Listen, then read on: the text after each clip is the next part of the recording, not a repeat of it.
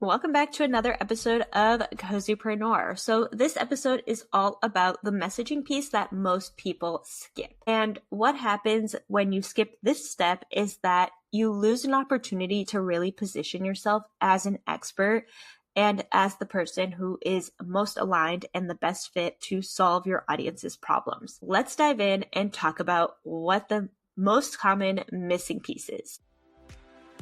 Welcome back to another episode of the Cozypreneur podcast. If this is your first time listening, Cozypreneur is all about helping you make money and work with the dreamiest of clients. So grab your beverage, get your cozy socks on, and let's dive in. If you've been listening to this podcast or you have been learning about messaging and how to talk about your offer, you probably know that you want to start with talking about your problem.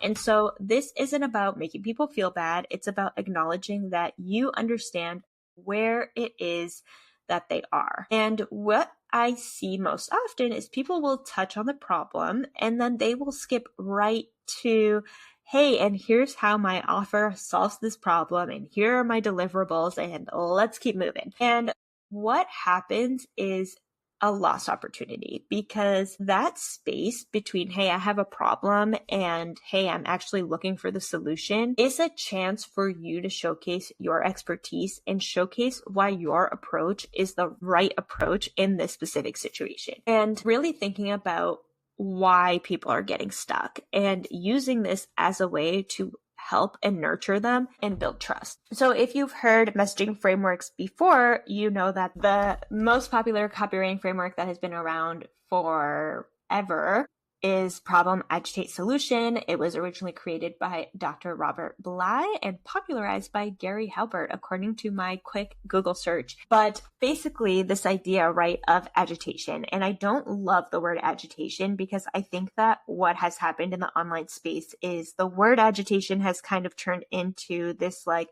hey, rub salt in the wound, make people feel bad, make them feel like they really have a pain and like they need to change something to get rid of this pain. But that's not really what it's about. They already know they have a pain, right? Like they want to solve this problem. You don't need to make them feel worse about it. So I really, instead of agitation, have really reframed this for me and for my clients around this piece of assessment. So it's not about making people feel worse or turning up the pain or rubbing salt in the wound. It's about identifying what's holding them back. What is not working? Why isn't it working? What do you see as the expert that they don't see yet, right? Because they're struggling, but you help people with this every single day. So you know the common reasons why people struggle.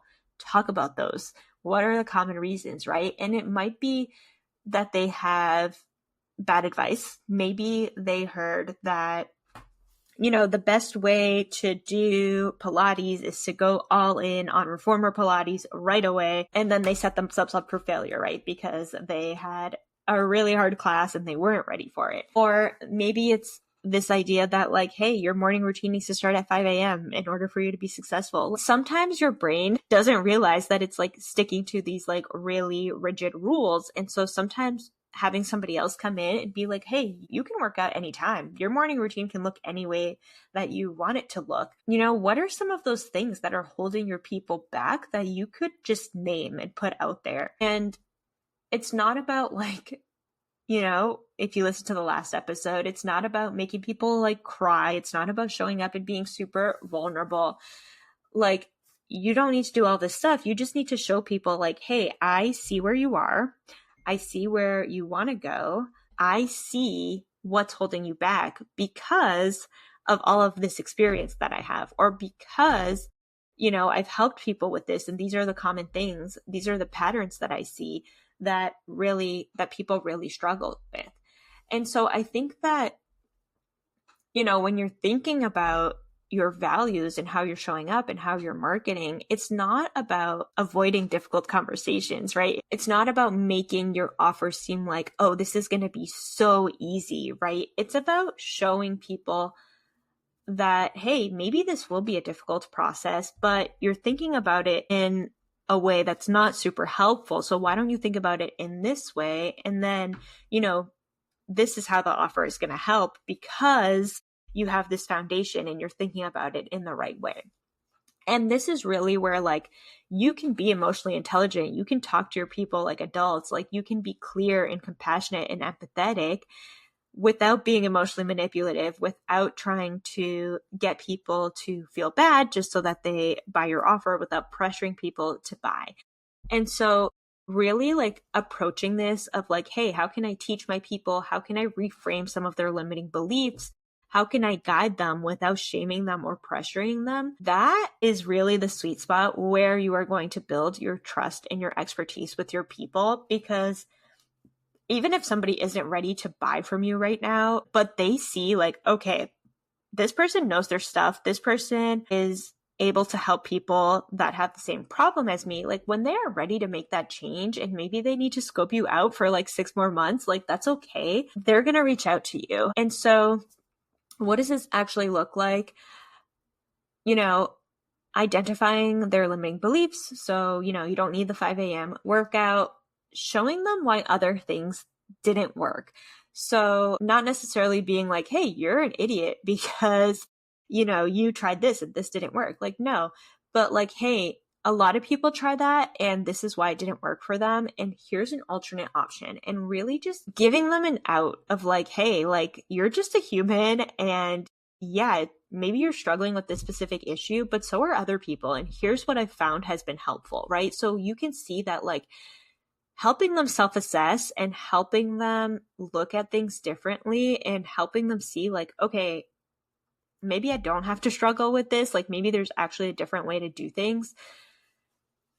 That is really where you're going to see real transformation, real change. That's going to be really where you're getting clients that join you and they're super excited about the change, and you're going to see big transformation because everybody is on the same page about what it is that you're doing there, right? So really framing it in this way, it helps create opportunities to show that you're the expert, and it's going to help your marketing because your clients are going to be way more trusting of you. They're going to want to work with you more because they understand your approach. They understand how you solve problems, how you support your clients, and they understand your values, right? Because if you are really stepping in and saying, hey, you know, there's not one way to do things and progress isn't really super fast. And like, yeah, you could join my offer, but it's going to take some work on your end. And this is the kind of work that it takes. Coming out with that clarity and that honesty and that transparency, that's going to do way more for like your overall client experience than anything you could do in your marketing. To recap, building trust doesn't mean sharing your trauma. It doesn't mean like using your family tragedy to sell your offer. It comes from being clear, being consistent, and positioning yourself as the expert. So showing that you understand this gap, you understand what people are going through, and you can be real and honest and transparent and still get your clients in the door for your offer. So all of this is no need to steal tactics from MLMs or cults or, you know, put on an act where you're fake crying to market. Just remember that you need to name the gap. So what is the problem? What is the solution? Break down that middle piece for them. Why are they stuck in the gap, right? Why haven't they been able to solve the problem for them? And then explain how you and your approach and your offer, how it helps them bridge that gap. That's really what your marketing needs to do. And that's really what values aligned messaging can look like and feel like. Like it doesn't have to feel icky. It can just be clearly communicating how you help people. So if you are struggling with this, you need some help, you want to talk through your messaging, definitely check out Copy Classroom. And if you love the podcast, please rate, review, and share with a friend because it really helps us grow. Thank you so much for listening, and until next time. That's a wrap on today's episode. If you enjoyed this episode, make sure to rate and leave a review on your preferred listening platform. If you haven't, make sure you subscribe for weekly episodes about how to make money and work with the dreamiest of clients without having to get dressed in the morning. Make sure to check out the show notes down below, and I'll see you in the next episode.